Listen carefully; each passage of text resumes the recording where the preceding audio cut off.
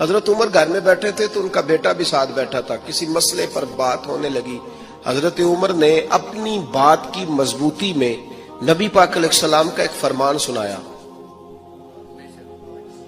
تو آپ کا صاحبزادہ کہنے لگا ابا جی وہ تو ٹھیک ہے, لیکن جب یہ لفظ اس کی زبان پہ ہے تو حضرت عمر نے تلوار نکال لی.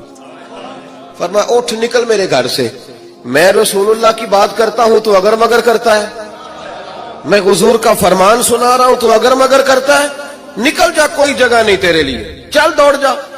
جو میرے نبی پاک کا فرمان آنے کے بعد اگر مگر کرے وہ عمر کی چھت کے نیچے نہیں رہ سکتا. چل نکل. کوئی بات ہے, پیار بھی کرتا ہے, کلمہ بھی پڑھتا ہے, اگر مگر بھی کرتا ہے. حضرت عمر نے گھر سے نکال دیا. بچہ کئی دن منتیں کرتا رہا, کوئی نہیں چھٹی ملی گھر آنے کی. وہ امیر المومنین حضرت ابو بکر صدیق کے پاس گئے, کہنے لگے ابا جی سخت ہیں, آپ کو پہلے بھی پتا ہے, میری سفارش تو کریں.